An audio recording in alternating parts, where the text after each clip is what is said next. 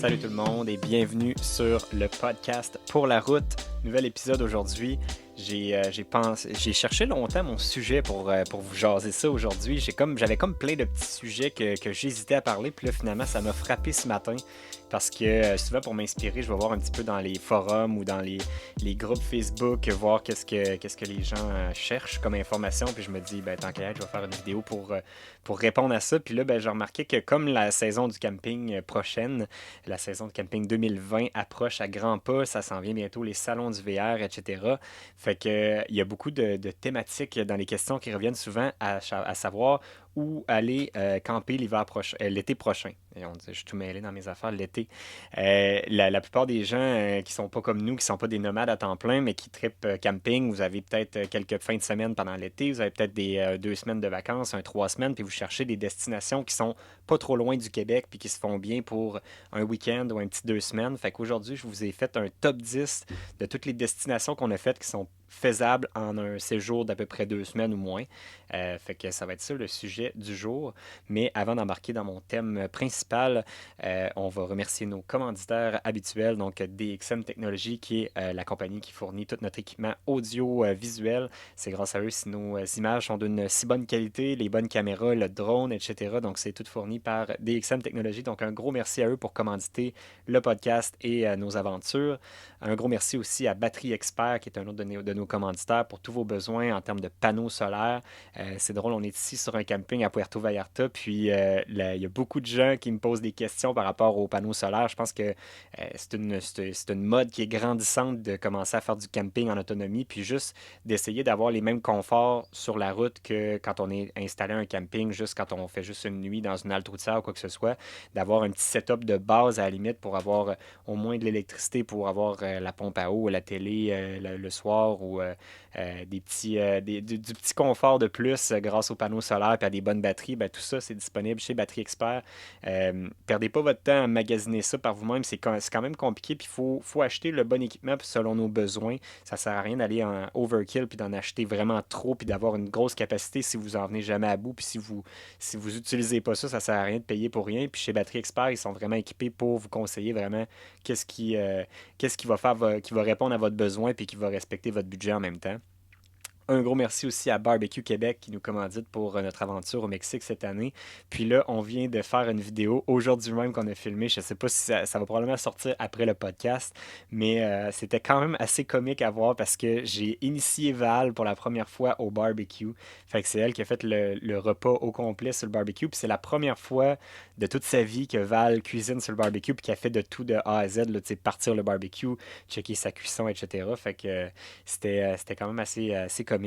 Fait que j'ai bien hâte que vous puissiez voir ça. Puis en plus, Val, je vous donne un petit insight de même, là, mais Val, c'est pas la plus grande cuisinière de l'histoire. Fait que ça, ça pourrait mal virer, cette histoire-là. Notre dernier commanditaire qui est Roulotte Sainte-Anne. Un gros merci à Roulotte Sainte-Anne. Actuellement, Roulotte Sainte-Anne a des rabais sur les motorisés de marque Airstream, donc tout ce qui est fait sur des bases de Sprinter, de Mercedes.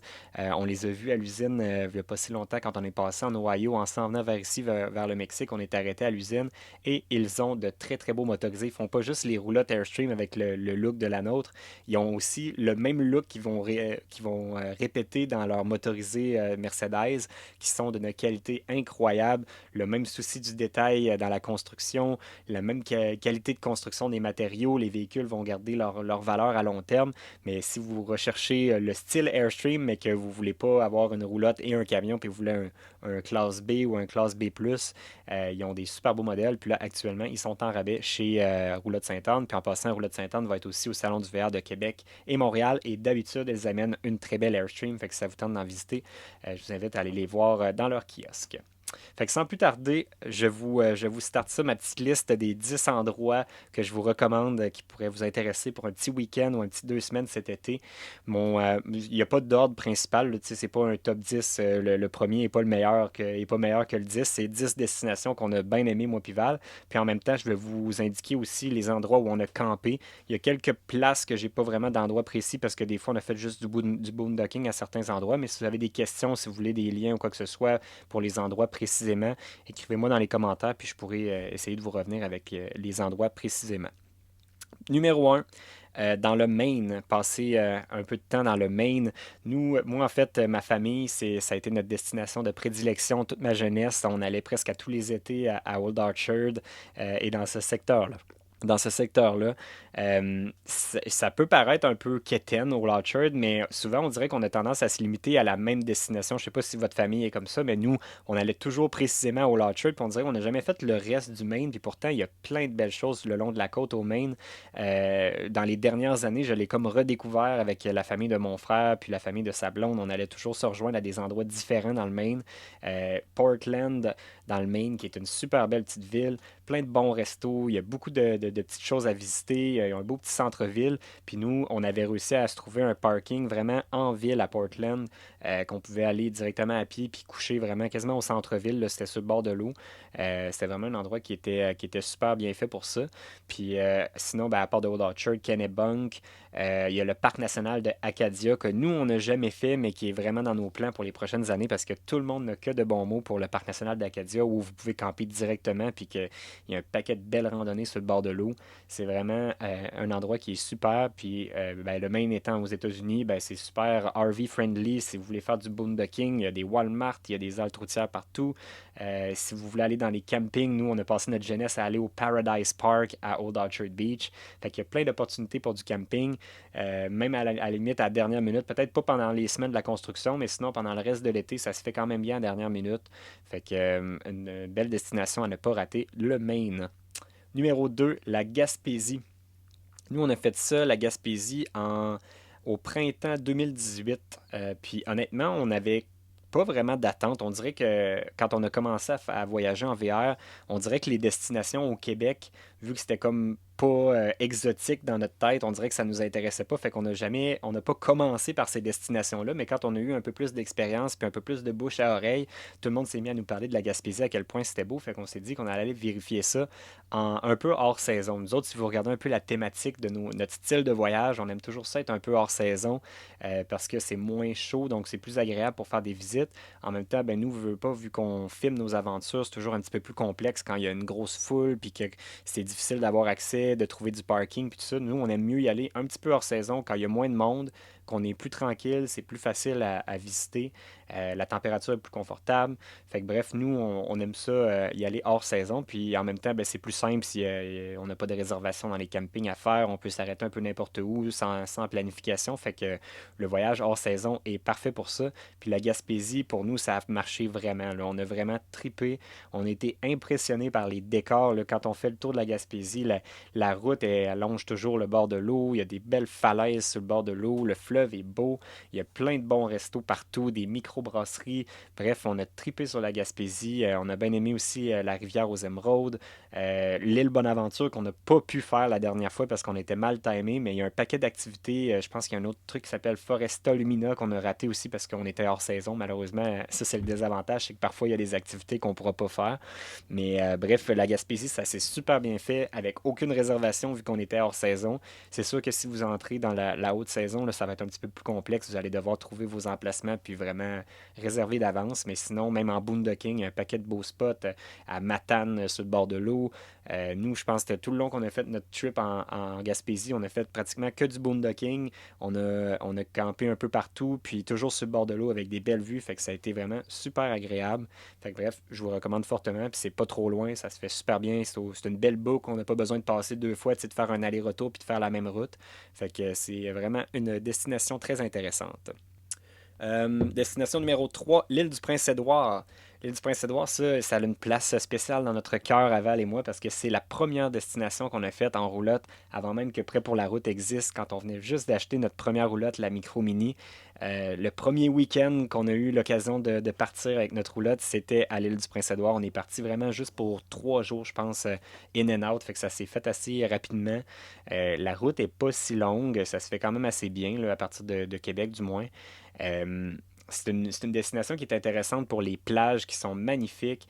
Si vous avez le goût de manger du bon homard, il y a des super bons lobster rolls un peu partout. Il y en a un, tu te rappelles-tu, Val, les lobster rolls, c'est quoi? C'est Richards? Rickards, le nom sur le bord de la plage? Il me semble que c'est ça. Euh, En fait, nous, on avait campé au parc national de l'île du Prince-Édouard, le camping Cavendish, qui est directement sur le bord de l'eau, qui est super beau, pas trop cher parce que c'est un parc national. Une des activités à ne pas rater si vous tripez sur des activités rétro, allez au ciné-parc parce qu'il y a encore un ciné-parc en fonction à l'île du Prince-Édouard. Euh, Nous, c'était la première fois qu'on allait dans un ciné-parc de notre vie parce que quand on était rendu à l'âge de pouvoir y aller, il était tout fermé puis c'était tout devenu des cinémas ordinaires. Mais sinon, c'est ça, c'est une activité qui est quand même intéressante. Puis, bref, une destination qui se fait très bien là, en très peu de temps. Là, si vous avez juste un week-end, là, ça peut se faire là, en 3 4 jours à peu près. Là, fait que c'est une petite destination le fun. Puis parlant de l'île du Prince-Édouard, ben, ça devient un point d'ancrage pour ma prochaine destination qui est les îles de la Madeleine. Si vous êtes pour faire les îles de la Madeleine, ben, on n'a pas le choix de se rendre à l'île du Prince-Édouard avant. Fait que ça, tant qu'à y être, aussi bien d'arrêter puis de faire les deux en même temps. C'est ce qu'on a fait nous autres l'automne dernier parce qu'on est retourné à nouveau à l'île du Prince-Édouard pour une deuxième fois. Puis on a autant aimé ça. Puis c'est à partir de l'île du Prince-Édouard à Souris qu'on prend le traversier pour se rendre aux îles de la Madeleine. Puis honnêtement, ça, c'est un road trip à ne pas manquer, à faire au moins une fois dans sa vie, aller jusqu'aux îles de la Madeleine avec votre VR. C'est tellement un autre monde. Tu sais, on a fait pratiquement le tour de l'Amérique du Nord, Val et moi, puis ça reste une des plus belles destinations qu'on a faites, puis vraiment hors de l'ordinaire. On est dépaysé, même si on est chez nous, on est au Québec. Ça fait vraiment bizarre de... Tout le monde parle français, on dirait qu'on se sent quasiment dans un autre pays, mais c'est chez nous. Fait que c'est vraiment, c'est une expérience qui est particulière, puis tout le monde en parle, tout le monde qui revient des îles de la Madeleine, le peuple, les gens qui habitent là-bas, ça reste une attraction principale parce qu'ils sont tellement sympathiques, tellement accueillants. On arrive là-bas puis on se sent comme chez nous. Les restos sont bons, la bouffe est bonne, les activités sont intéressantes. Il y a plein de choses à voir, plein de choses à faire. Puis pratiquement tous les campings sont magnifiques, ils ont tous une belle vue. Nous, on a essayé le camping, le parc du Gros Cap, qui est un des parcs avec les plus belles vues qu'on a jamais faites. Là. C'est vraiment sur une péninsule, tu as la vue sur l'eau des deux côtés. Sinon, il y a le camping Belle Plage, qui, ça le dit dans le nom, il est sur une belle plage. On peut camper vraiment directement sur le bord de l'eau. Il y a le camping de la Salicorne, qui est une auberge à grande entrée, qui est la dernière île au bout, qui est vraiment plus isolée. On est dans la nature, vraiment. Il n'y a presque rien autour. On peut aller faire des belles randonnées. C'est vraiment un coin qui est super beau. Puis à l'auberge, ben, il offre un panoplie d'activités, dont la flottaison dans les grottes, qui est une activité à ne pas manquer aux îles de la Madeleine. Fait que, bref, moi, je ne pourrais vous recommander. Je pense que s'il y avait un ordre à mon top 10, je pense que les îles de la Madeleine seraient très, très proches du numéro un si ce n'est pas le numéro un. Prochaine destination, c'est la péninsule Bruce en Ontario. On en avait entendu parler beaucoup, puis on avait vu beaucoup de photos. C'est devenu vraiment viral cet endroit-là parce que c'est un petit coin en Ontario, proche, il me semble que c'est le lac supérieur, si je ne me trompe pas, que c'est sur le bord de cette péninsule-là. Puis les photos, c'est magique. Là. On dirait un mélange du Lake Tahoe puis des Caraïbes. L'eau est comme d'un bleu turquoise. Il y a des beaux rochers, des belles falaises. On peut aller se baigner là-dedans, malgré que l'eau est très très froide.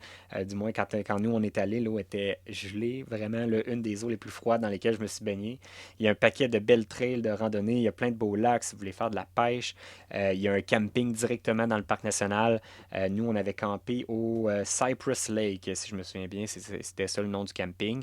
C'est un endroit qui est très très populaire en haute saison, mais désespérez pas si vous n'êtes pas capable d'avoir une réservation. Nous, l'année dernière, on était allé en réservant à la dernière minute, quelques jours avant, puis on a réussi à avoir, je pense, un 4 5 jours là, de camping là-bas. Fait que ça se fait quand même d'attendre pour des annulations à la dernière seconde. Puis c'est vraiment un endroit qui est magnifique. Destination numéro 6, on change complètement de registre, on s'en va à New York City. New York City, on dirait qu'on a tendance à penser qu'on peut juste y aller comme en autobus puis de coucher en hôtel au centre-ville pour être capable de visiter ça, mais ça se fait super bien en VR. Nous, on le fait quand j'étais très jeune, quand je devais avoir peut-être, je sais pas, peut-être 7 à 10 ans, là, quelque chose comme ça. On était allé en roulotte au Liberty Harbor, puis ça existe encore. Puis je sais pas pour combien de temps que ça va exister encore parce que c'est un terrain qui doit valoir une fortune. Il est directement sur le bord de la marina au New Jersey, mais juste à côté, l'autre bord de l'eau de la rivière Hudson. Fait qu'on est juste à côté de Manhattan. Puis il y a des bateaux, des genres de bateaux taxis qui peuvent vous amener pour vraiment pas cher, qui passent toute la journée entre Manhattan et ça, c'est à Jersey City, juste au bord de la rivière Hudson. Puis ça coûte assez cher par contre, là, pensez pas que c'est donné. On parle de, me semble, la dernière fois qu'on est allé, c'était 120 $ US par nuit pour le camping du Liberty Harbor. Mais si on compare avec une chambre d'hôtel au centre-ville de New York à 300 US, reste on est quand même économe, puis on est dans nos affaires. Tu sais, on a notre maison avec nous, puis si on veut manger nos propres affaires, notre déjeuner, notre souper à la roulotte, ben, on peut sauver un petit peu de sous là-dessus. Puis honnêtement, c'est une expérience à vivre de camper vraiment aussi proche que ça de la ville. C'est vraiment impressionnant. Puis c'est une ville qui a tellement de choses à voir et à visiter. Je pense qu'on est allé ensemble, Val et moi, peut-être un 5 6 fois. Puis moi, dans ma vie, peut-être une dizaine de fois. Puis on dirait qu'à chaque fois que j'y vais, je découvre des nouvelles affaires. C'est tellement toujours en évolution, cette ville-là, que c'est vraiment à ne pas manquer et à retourner de temps en temps. Point numéro 7, je retourne au Québec avec la Côte-Nord. La Côte-Nord, on dirait que ça sonne pas exotique à cause qu'on dirait qu'à cause qu'il y a le mot Nord dedans, on se dit que c'est fret, là, mais il y a tellement de choses belles à voir sur la Côte-Nord. Nous, on a été vraiment impressionnés. On a fait un petit road trip à l'automne dernier, juste avant de partir vers le sud. Puis là, on parle de vraiment fin de l'automne où ça commence à être froid, puis on a tripé, on a trouvé ça vraiment beau. On a été à Tadoussac voir les baleines. On a été jusqu'à Bécomo. La route est belle, elle est fun. On aurait pu continuer, mais là, on a manqué de temps, nous autres, la dernière fois, mais on aurait aimé ça aller voir les îles Mingan. C'est assurément quelque chose qu'on veut aller voir peut-être l'été prochain. Ça sera dans nos plans. Le parc national des îles Mingan, ça a l'air super beau. On peut rouler au bout de la route 138 jusqu'à Kegaska. Ça a l'air vraiment très, très, très beau. Puis nous autres, juste le bout qu'on a fait, on a vraiment tripé. Puis si vous voulez, ce que vous pouvez faire comme ce que nous, on a fait la dernière fois. Vous pouvez partir de la Côte-Nord, prendre le traversier à Bécomo, puis vous rendre à Rivière-du-Loup de l'autre côté. Non, pas à Rivière-du-Loup, à Matane de l'autre côté. Puis après ça, compléter votre road trip avec la Gaspésie. Fait que vous pouvez faire la Côte-Nord et la Gaspésie tout d'un coup. Fait que c'est quand même intéressant de passer avec les traversiers de cette façon-là. Puis vous pouvez y aller avec votre VR comme nous on a fait là, l'année passée. Fait que ça permet de faire un double road trip et d'en voir vraiment beaucoup si vous avez juste, exemple, 2 semaines de vacances puis vous voulez couvrir le plus de territoire possible puis pas faire une route aller-retour, ben ça peut être une option pour vous. Le- la destination numéro 8, ce serait de visiter Québec. Hein, exotique de même chez nous, notre propre ville. Des fois, on a l'impression qu'on a fait le tour de notre propre ville, mais à chaque fois qu'on revient, nous autres, à Québec, il y a toujours des nouveaux restos, des nouvelles activités. Il y a un paquet de festivals, surtout l'été. Il y a tellement de choses à faire à Québec. Il y a toujours de l'animation en ville, les rues qui sont barrées, qui deviennent piétonnières parce il y a un paquet d'animations, de bons restos, etc. Fait que, bref, Québec, c'est une super belle place. Je me suis mis des petites notes pour des trucs que nous, on tripe vu que c'est notre propre ville. Fait que vous partagez nos hotspots. À l'île d'Orléans, le vignoble Sainte-Pétronille, qui est juste l'autre bord du pont. On fait juste embarquer sur l'île d'Orléans, on tourne à droite, on roule à peu près 2 minutes, puis on arrive à ce vignoble qui est magnifique sur le bord du fleuve. Puis l'été, surveiller les horaires, mais d'habitude, ils ont un genre de food truck du panache, le panache mobile qui s'installe là. Et la bouffe est délicieuse. Puis on peut se prendre un petit verre de vin. C'est le vin qu'on tripe, moi, puis Val, c'est le voile de la mariée. C'est un genre de vin blanc dans lequel tu mets un petit sirop de cassis. C'est tellement délicieux. Là, on va là, moi, puis Val, peut-être 2 3 fois par été, puis on tripe sur cet endroit-là. Puis après, ben, on continue le petit road trip vers le bout de l'île d'Orléans pour aller à la chocolaterie, se prendre un petit cornet de crème glacée trempé dans le chocolat. Puis on va manger ça avec la vue sur le bord du fleuve, avec la vue sur la ville. C'est notre hotspot à Québec. Puis les endroits pour camper à Québec que nous, on utilise d'habitude. Euh, c'est le centre plein air Beauport. Nous, on vient de Beauport, c'était vraiment proche d'où on habitait. Puis le camping est super beau, c'était dans un petit boisé, c'est tranquille, il y a tous les services, il y a des piscines, il y a un paquet de sentiers. Puis c'est vraiment proche du centre-ville. Puis c'est pas trop cher, parce que c'est géré par la municipalité. Sinon, il y a une halte VR, la halte VR de la Faune qui est à Charlebourg, qui est pas trop chère, puis qui est pas trop loin non plus, facile d'accès avec les autobus. Puis Si vous voulez vraiment être au cœur de l'action, il y a la marina du Vieux-Port, il y a un parking là-bas où vous pouvez y aller avec votre VR. Il me semble que c'est très dispendieux. À mon souvenir, il me semble que c'était genre 75$ par nuit, pas de service, fait que c'est assez cher. Mais si vous voulez faire juste un petit week-end puis vraiment vivre l'expérience de camper au centre-ville de Québec, vous pouvez aller au festival d'été puis aller coucher dans votre roulotte à pied à côté. Ça peut être quelque chose d'intéressant à faire. Fait que pour 75$, la marina du Vieux-Port. La destination numéro 9, qui est dans le même style, qui est de visiter Montréal, qui est l'autre ville, la plus grosse ville du Québec. Nous autres, c'est rare qu'on y va pour faire du tourisme. D'habitude, on y va tout le temps pour le travail, mais en même temps, il y a tellement d'activités, puis de restos, de trucs à faire à Montréal que quand on y va pour le travail, on en profite quand même, puis on prend le temps de visiter en même temps à chaque fois. Puis notre spot, là, j'hésitais à vous le partager, celui-là, parce que j'ai peur qu'il devienne trop populaire. Puis là, présentement, il est très méconnu, mais c'est le meilleur spot pour aller camper si vous voulez aller à Montréal. Je dis-tu, Val? Val est triste. Je suis Elle vous... choquée. Attends, non, il faut qu'il livre sur tes lèvres. Ouais, c'est la marina de Longueuil. Ok, je vais vous le dire. C'est la marina de Longueuil. La marina de Longueuil, c'est vraiment le spot pour camper si vous ne savez pas à Montréal.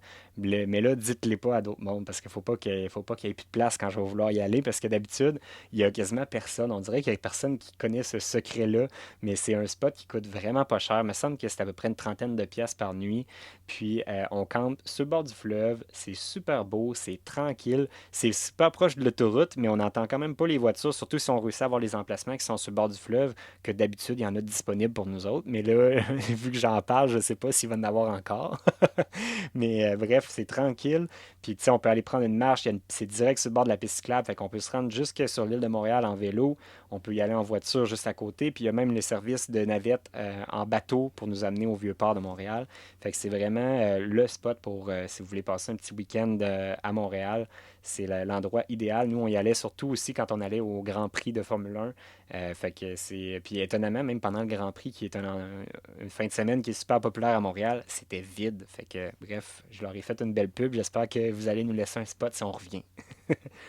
Point numéro 10, la dernière destination qui est déjà connue pas mal de tout le monde, je pense, mais ça fait pas si longtemps que ça, on dirait qu'on entend parler de cette destination-là. C'est Sandbanks, qui est une des plages les plus populaires sur le bord du lac Ontario, en Ontario, veux pas. C'est une belle alternative pour aller pas trop loin à la plage. L'eau est beaucoup plus chaude que dans le Maine, exemple. Si vous êtes habitué d'aller toujours à Old Orchard puis à des places comme ça, l'eau, vous savez qu'elle est gelée, ben à Sandbanks, l'eau du lac Ontario est beaucoup plus confortable, c'est pas mal plus baignable. On n'a pas besoin d'être hyper courageux pour y aller. Il y a un super beau camping directement sur le bord du parc provincial. Le camping, je pense que c'est Sandbanks Provincial Park, le nom du camping. Nous, on avait campé là. Puis mon frère nous avait fait découvrir un super beau vignoble qui est pas trop loin de là. C'est le vignoble de Norman Hardy. On peut aller prendre un bon souper là. C'était des pizzas en Val à ce vignoble-là. Il me semble que c'était des pizzas au four à bois qui étaient délicieuses. Le vin était bon. Fait que bref, c'est une des belles places à aller. Puis sinon, ben, il y a un paquet de bons restos, de microbrasseries, puis tout ça dans le coin proche de Sandbanks. Fait que c'est vraiment une destination intéressante, puis c'est très familial. Il y a aussi des campings, si vous n'êtes pas trop camping parc provincial ou quoi que ce soit, il y a des campings privés qui sont un petit peu plus loin de l'eau, mais qui vont avoir tous les services, puis qui vont avoir des emplacements un peu moins boisés si vous recherchez plus ce genre de place-là. Fait que Sandbanks aussi, qui est une super belle destination. Fait que ça fait le tour de mes 10 destinations pour l'été prochain. C'est mes 10 coups de cœur à moins de peut-être, je pense que le plus loin, ça doit être New York ou Sandbanks. Non, c'est la péninsule de Bruce qui est peut-être mon plus loin à peu près à une dizaine d'heures du Québec. Là. Sinon, toutes les autres, ça se fait super bien pour soit un ou deux week-ends ou une semaine ou deux. Si vous avez des coups de cœur que j'ai pas pensé vous partager ou que peut-être je suis jamais allé, écrivez-moi ça dans les commentaires. Peut-être que ça sera des bonnes suggestions et pour nous et pour les autres auditeurs du podcast. Écrivez ça dans les commentaires. Puis surtout, mettez-nous des photos si vous êtes allé à des destinations intéressantes. Mettez-nous vos plus belles photos qu'on puisse savoir de quoi ça a l'air. Puis ça va aider tout le monde à planifier son été 2020 de camping. Fait que ça fait le tour pour moi aujourd'hui. Un gros merci à tous d'avoir été à l'écoute et on se dit à la prochaine.